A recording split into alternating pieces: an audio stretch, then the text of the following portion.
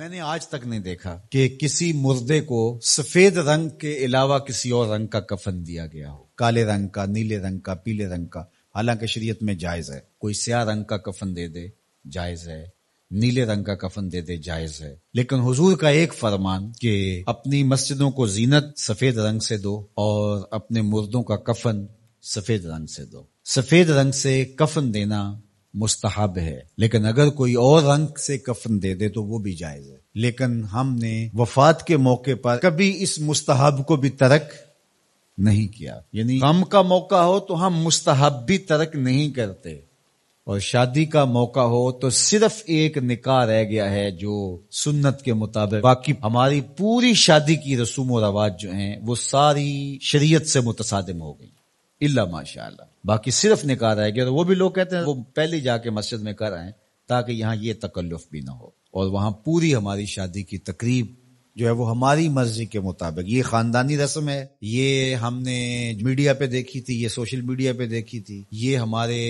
ایک دوست کی شادی پہ گئے تھے، یہ ہم نے وہاں دیکھا تھا. اور کتنی تہذیبوں کا مغلوبہ بنا کے ہم ایک تقریب کرتے ہیں اور اس میں ہماری خواہش ہوتی ہے. ہم شریعت سے نہیں پوچھتے کہ شریعت اس کے بارے میں کیا کہتی ہے. تو کیا اسلام غموں کا مذہب ہے، دکھوں کا مذہب ہے؟ خوشی کے موقع پر آپ اسلام کو نہیں بلائیں گے؟ آپ مجھے غم کے موقع پہ آواز دیں، فوتگی کے موقع پہ آواز دیں، میں چلا آؤں، اور جب شادی ہو تو آپ مجھے کارڈ ہی نہ بھیجیں. تو میں کہوں گا کہ میرا آپ سے صرف یہی تعلق ہے. غم کا موقع ہو تو آپ شریعت کے مستحب کا بھی خیال رکھیں، اور شادی کا موقع ہو تو آپ شریعت کی پرواہ نہ کریں. تو یہ تو پھر آپ کی مرضی کا دین ہوا نا. جہاں چاہا اس کو پسند کر لیا، جہاں چاہا دین کو چھٹی دے دی. کاروبار میں، اپنے طرز زندگی میں، اپنی سیاست میں، اپنی پارلیمنٹ میں، اپنی کچہریوں میں، اپنی عدالت میں، اپنے میڈیا ہاؤسز میں کہیں دین نہیں ہے. دین کہاں رہ گیا؟ اللہ اکبر. اقبال نے جو شکوہ میں کہا کہ اگر مسجد میں صف آ رہا ہوتا ہے تو غریب، دین غریبوں کے پاس رہ گیا.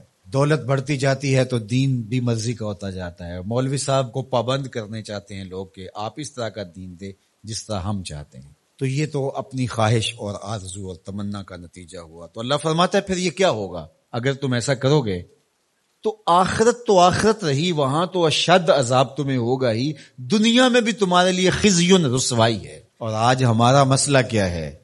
آج ہم نہ دنیا دار ہیں نہ دین دار ہیں. کافر تو سیدھے سیدھے کافر ہیں اور اپنا ان کا نظام ہے اور اس نظام کے مطابق چل رہے ہیں. اور ہم کیا ہیں؟ ہم رادے بٹیر رادے تیتر. کبھی ہم کہتے ہیں ہم مسلمان ہیں اور کبھی کہتے ہیں نہیں ہم جدید تہذیب کے نمونے ہیں، اور ہم اس صورت کے اندر اپنے آپ کو دکھانا پیش کر رہے ہوتے ہیں. تو ہماری شکلیں روز بدلتی رہتی ہیں. مسجد میں آتے ہیں تو ہم ٹوپی پہن لیتے ہیں اور پھر ہم ٹوپی بھی وہیں چھوڑ جاتے ہیں، اور میں کہتا ہوں نماز بھی وہیں چھوڑ جاتے ہیں.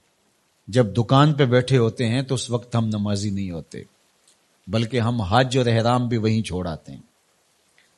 اور ہم یہاں اور طرح کے مسلمان ہوتے ہیں، حج پہ اور طرح کے مسلمان ہوتے ہیں، اعتکاف میں اور طرح کے مسلمان ہوتے ہیں، اور ہم باہر اور طرح کے مسلمان. حالانکہ یہ ساری تربیت ہے ہماری عملی زندگی میں اس کا اثر پیدا ہو.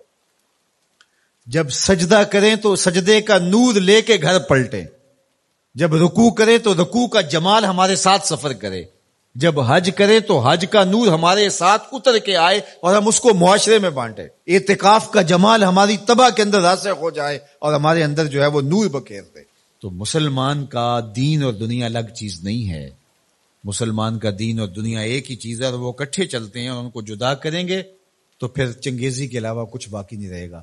امیر حمزہ کا ایمان لانا کوئی معمولی واقعہ نہیں تھا. جس طرح مسلمانوں میں خوشی کی لہر دوڑ گئی تھی تو کفار کے اندر یہ خبر ایک بجلی بن کے گری، تو وہ بھی دار الندوہ میں بیٹھے اور سوچنے لگے کہ اب کیا کیا جائے. آج ایک حمزہ بن عبد المطلب گئے ہیں، کل کوئی اور چلا جائے گا تو یہ تو طاقتور ہو جائیں گے. عمر بن خطاب مجلس میں موجود تھے. کہا تم قصہ چھوڑو، یہ کام میرے ذمہ رہا، میں بانی اسلام کی زندگی کا چراغ ہی بجھا دیتا ہوں. روز روز کا قصہ ہی تمام ہوتا ہے. تلوار حمائل کی اور ارادہ قتل سے گھر سے نکلتے ہیں، تقدیر ہنس کے کچھ اور ہی بول رہی ہے. سودا لینے کے لیے بازار گئے، سودا لینے کے لیے بازار گئے، ہاتھ اس کے بکے جس کے خریدار گئے. تلوار حمائل کی ہے، بانی اسلام کی زندگی کا چراغ بجھانے کی آرزو ہے۔ گھر سے نکلتے 22 سال کی عمر ہے، جوانی ہے، بانکپن ہے، چہرے پہ جلال ہے، خطاب کا جری جواں بیٹا ہے۔ راستے میں ایک صاحب ملے، دیکھا اور کہا کہ کیا تیور ہیں اور ارادے کدھر کے؟ کہا چراغ اسلام بجھانے جا رہا ہوں۔ کہا اس کی روشنی تو تمہارے گھر میں بھی پہنچ گئی ہے۔ پوچھا کیا ماجرا ہے؟ کہا تمہاری بہن فاطمہ بنت خطاب اور تمہارے بہنوئی سعید وہ بھی اس آقا کے غلام بن گئی۔ بس غصے میں بہن کے گھر پہنچتے ہیں اور دروازے کو دستک دیتے، اندر قاری قرآن ان کو قرآن سکھا رہا ہے۔ اہل خانہ سمجھے عمر آئے ہیں اور تیور بھی اچھے نہیں ہیں، قاری کو کہیں گوشے میں چھپا دیا اور دروازہ کھولا۔ دروازہ کھولنے کی دیر تھی کہ بہن پہ ٹوٹ پڑے، مار دھاڑ شروع کر دی۔ تم سابی ہو گئی ہو، تم نے آباء و اجداد کا دین چھوڑ دیا ہے۔ مار مار کے ان کو لہو لہان کر دیتے ہیں۔ تو بہن بولتی ہے عمر سنو، تم خطاب کے بیٹے ہو نا، میں بھی خطاب کی بیٹی ہوں، میں بھی اپنے موقف سے ہٹنے والی نہیں ہوں۔ حیرت زدہ ہو جاتے ہیں کہ اس عورت کے اندر یہ بجلیاں کیسے آ گئیں؟ تو سوچنے لگے اور کہا اچھا جو تم پڑھ رہے تھے مجھے بھی سناؤ۔ کہا تمہیں پہلے غسل کرنا ہوگا۔ عمر بدن دھو رہے ہیں، میرا رب دل دھو رہا ہے۔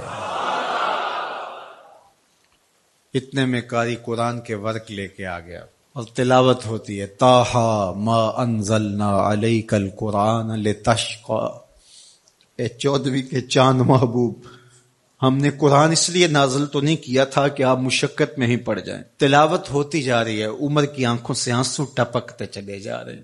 کہا عمر کی عمر برباد ہو گئی، چلو مجھے حضور کی چوکھٹ پہ لے چلو۔ اللہ اکبر۔ دار ارقم میں حضور تشریف فرما تھے،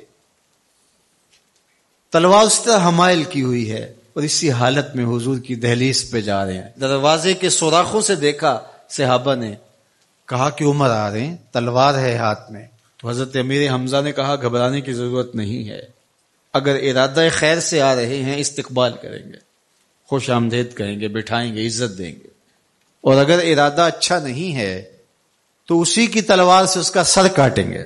دروازہ کھلتا ہے، عمر حضور کے سامنے آ کے بیٹھتے ہیں اور میرے حضور کہتے ہیں عمر ابھی وہ وقت نہیں آیا کہ تم اسلام لے آؤ، اور یہی وقت تھا عمر کے اسلام لانے کا۔ حضرت عمر کلمہ پڑھتے ہیں، اشہد ان لا الہ الا اللہ وحدہ لا شریک لہ واشہد ان محمدا عبدہ ورسولہ۔ جو ہی عمر کی زبان سے کلمے کی صدا سنتے ہیں صحابہ، اتنے زور سے اللہ اکبر بے ساختگی میں کہتے ہیں مکے کی گلیاں گونج اٹھتی ہیں۔ اللہ اکبر۔ اب ایمان لانے کے بعد جناب عمر حضور سے پوچھتے ہیں کہ حضور ہم حق پہ نہیں ہیں؟ فرمایا ہم حق پہ ہیں، اللہ کا دین سچا نہیں ہے؟ کہا اللہ کا دین سچا ہے۔ کہا کہ آپ اللہ کے سچے رسول ہیں؟ فرمایا ہاں میں اللہ کا سچا رسول ہوں۔ تو کہا پھر ہم چھپ کے نمازیں کیوں پڑھیں؟ ہمیں صحن حرم میں جانا ہوگا۔